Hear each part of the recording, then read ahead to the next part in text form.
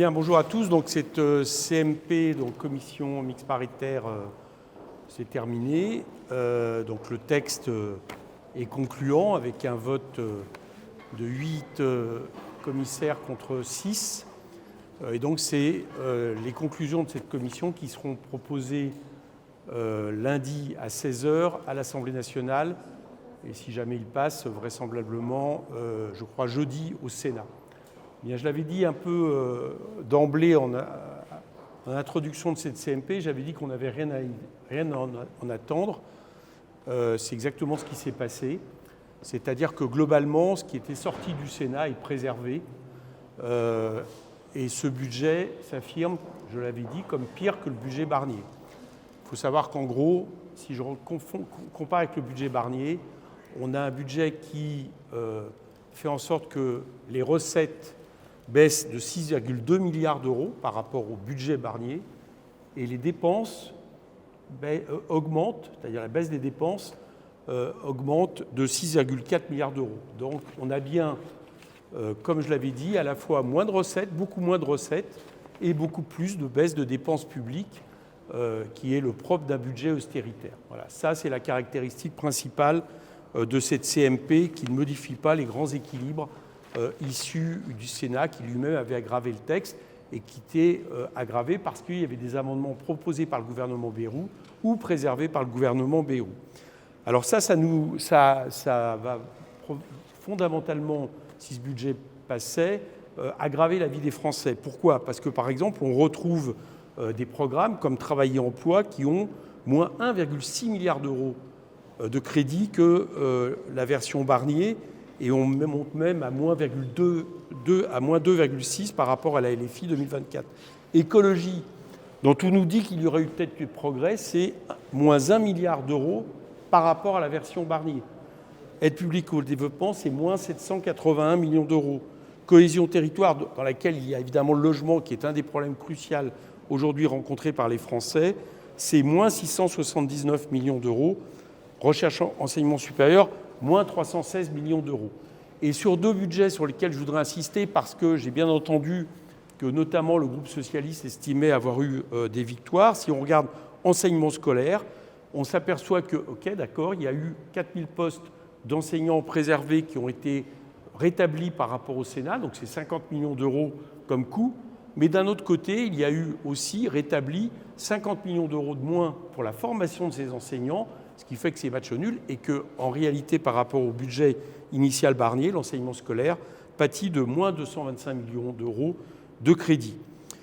Le budget santé, dont il a été beaucoup question ce matin, dans les faits, la CMP vient de décider de baisser de 111 millions d'euros le budget de l'AME, qui évidemment marque, j'allais dire, le début d'une pente, c'est-à-dire on s'attaque à l'AME. Alors j'ai bien compris que un amendement, un article qui avait été proposé uniquement par les sénateurs républicains qui consistait à toucher au panier, c'est-à-dire à quoi devait servir l'AME, a été battu, mais cet article, en réalité, tout le monde savait qu'il ne serait pas voté. Les macronistes avaient déjà dit qu'ils ne le voteraient pas, donc c'est une victoire à la Pyrrhus, c'est-à-dire que ça ne peut pas équilibrer le fait que l'AME a baissé de 111 millions d'euros et que je crois que cette pente prise dans un climat où on a un Premier ministre qui parle de submersion, chacun constatera, et je prends malheureusement les paris, c'est que si ce gouvernement n'était pas censuré, vous verrez que l'année prochaine, on commencera à parler de cette question de panier de l'AME. Donc c'est pour moi une baisse de l'AME évidente qui est plus que symbolique. Enfin, je note aussi qu'aucun dispositif permettant d'augmenter les recettes proposées, notamment par le groupe socialiste, n'a été adopté. Il n'y a pas de recette sortie de la CMP qui serait supérieure à celle du Sénat. Et puis on a là aussi certaines choses qui manifestement n'ont pas été adoptées et qui pourtant faisaient partie des fameuses concessions de M. Bayrou, la liste des concessions de M. Bayrou au groupe socialiste. Il y a la majoration du plan d'eau qui avait été prévue à 475 millions d'euros. Le bilan, c'est qu'il baisse de 100 millions d'euros. On a l'abandon de la baisse des crédits prévus pour la mission Outre-mer, qui faisait partie aussi de cette liste, qui est donc abandonnée.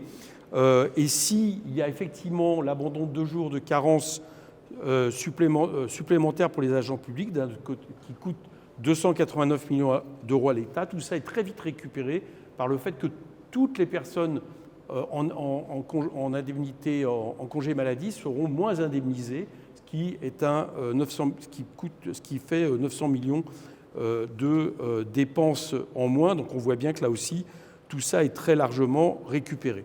Donc le bilan de tout ça, c'est que cette CMP a plutôt, continué à aggraver considérablement le budget Barnier et qu'on se retrouve au total avec un budget donc, de l'État qui va baisser, si on prend en compte la question de la croissance tendancielle, c'est-à-dire de ce qu'il aurait fallu faire pour que ce budget réponde aux mêmes besoins que la LFI 2024, plus les baisses brutes. On se retrouve avec un budget qui va être environ de moins 23,4 milliards d'euros par rapport à la LFI 2024. C'est donc une cure d'austérité absolument sans précédent qu'on vient de connaître.